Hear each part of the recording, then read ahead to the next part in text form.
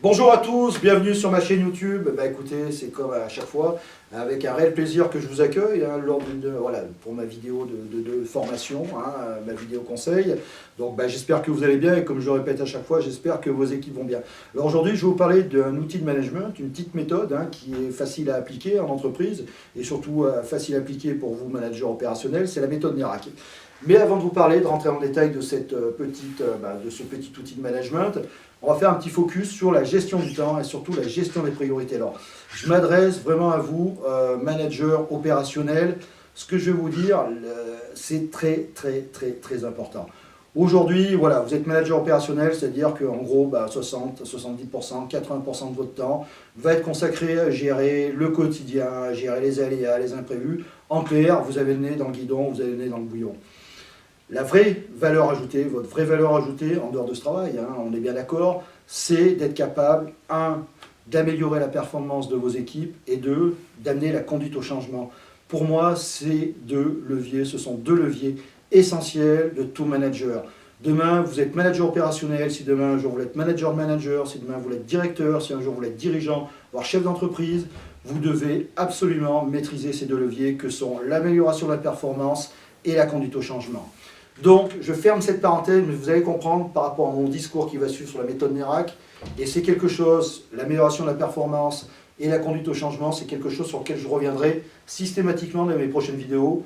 Même chose que la culture du résultat et même chose que, je dirais, la formalisation du management. Alors, la méthode NERAC, c'est quoi? NERAC, N, ça veut dire quoi? C'est N pour noter, E pour estimer, R pour réserver, A pour arbitrer, et C pour contrôler. Alors, noter, qu'est-ce qu'on va noter? Noter, la première chose, c'est noter. Alors, je fais un petit focus. Avant de rentrer un peu plus dans le détail, j'étais en coaching en entreprise il n'y a pas très longtemps, et j'ai un jeune manager qui me dit « Bon, monsieur Oliver, j'ai bien compris le côté amélioration, tout ça. Votre discours, je l'ai bien compris, mais aujourd'hui, je n'ai pas le temps. » J'écoute, moi, alors on va l'appeler Cédric, c'est un prénom que je prends au hasard, mais je dis, voilà, Cédric, aujourd'hui, est-ce que tu t'es posé les bonnes questions?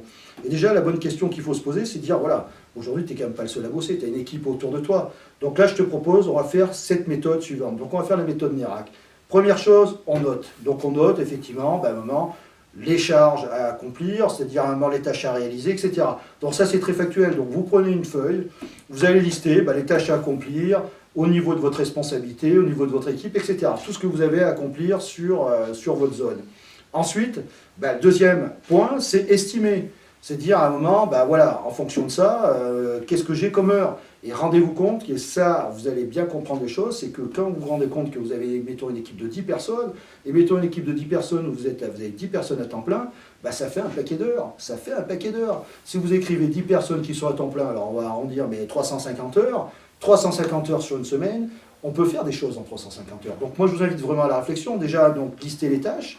Et on va voir après comment on priorise ces tâches, mais lister les tâches, après, au moment posé, maintenant les heures, voilà les moyens dont vous disposez, ça c'est, noter, estimer. Ensuite, réserver. Réserver, et là c'est la règle des 40-60. Alors c'est 40%, 60%, j'insiste, ça veut dire quoi? 60% doit être à la planification.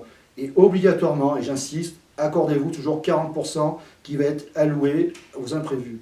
L'imprévu fait partie de notre métier. Je veux dire, les personnes qui font une planification au cordeau, alors ça fera aussi l'objet d'une autre formation sur la gestion du temps, la gestion de l'agenda, etc. Ceux qui planifient au cordeau, ça ne marche jamais. Donc, accordez-vous toujours une marge de manœuvre, accordez-vous toujours une plage sur l'imprévu. Donc voilà, c'est 40%. Donc on est toujours sur cette question réservée.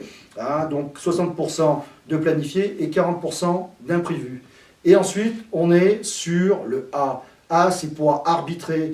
Donc, arbitrer, c'est quoi? Vous allez arbitrer, un moment, justement, là va être votre valeur ajoutée, c'est arbitrer entre les tâches, soit l'urgence, soit, effectivement, l'importance. Donc, ça aussi, je ne vais pas rentrer dans le détail, mais sachez à un moment arbitrer vos tâches en fonction du côté urgent et du côté important. Et la dernière chose, c'est de contrôler ce que vous allez mettre en place, par rapport à dire, voilà, aujourd'hui, on va mettre telle organisation en place, justement, aujourd'hui, moi, ma valeur ajoutée, elle se situe là, mon collaborateur, mon adjoint, sa valeur ajoutée se situe là, et vous allez organiser toute votre équipe, toute votre activité en fonction de ça. C'est-à-dire que vous allez Ne fixez pas la contrainte, j'insiste souvent, moi je vois des choses en entreprise qui sont liées à la contrainte. Non, dites-vous bien où est votre valeur ajoutée, où est-ce que vous êtes bon. Et à un moment, dites-vous bien que le boulot là, si vous ne faites pas, personne ne le fera à votre place. Donc raisonnez en valeur ajoutée. Vous êtes un manager opérationnel, aujourd'hui vous êtes un jeune manager, mais demain si vous voulez franchir certaines étapes, dites-vous bien où est votre valeur ajoutée. Alors, là aussi, on est un peu dans l'autodiagnostic, j'en avais parlé un peu précédemment dans le contrôle, hein, la capacité aussi à chaque manager d'être dans le diagnostic et surtout dans l'autodiagnostic. Donc la méthode NERAC, on est dans cette façon d'autodiagnostic. Mais je vous invite vraiment à un moment de vous poser, prenez une feuille, je veux dire, il n'y a pas besoin de créer un fichier Excel, etc. Vous prenez une feuille, la méthodologie est simple. Notez, estimez, réservez. Hein, je veux dire, derrière, vous allez justement arbitrer, vous allez contrôler. Ça fait partie du job. Donc voilà, c'est un outil très très simple. Je vous invite vraiment à la réflexion. Dites-vous bien que où est votre valeur ajoutée, c'est ce qui fera la différence demain si vous êtes un bon ou un moins bon manager. En tout cas, voilà, écoutez, je vous remercie. Hein, comme à chaque fois, j'espère que vous avez pris plaisir à m'entendre. J'espère que je n'ai pas été, voilà, on est rentré un peu plus dans les choses très techniques aujourd'hui, mais ça fait partie du jeu. Et dans la boîte à outils du manager, la méthode NERAC en fait partie. Alors vous verrez, il y a plein d'autres outils, hein, et bon, on les développera dans les prochaines vidéos. Et je vous invite vraiment à réfléchir. Posez-vous la question, où est votre valeur ajoutée? Voilà, en tout cas, j'espère que vous avez pris plaisir à m'écouter. Hein, je vous souhaite écoutez, une bonne journée. Hein, pensez bien, voilà, quand vous allez rentrer en entreprise, essayez d'appliquer mon enseignement, j'insiste vraiment, posez-vous les questions quand vous allez arriver en entreprise. En tout cas, voilà, je vous remercie encore de votre attention. Je vous dis à bientôt. Et puis, bon, comme à toujours, soyez forts, restez humains. Allez, salut!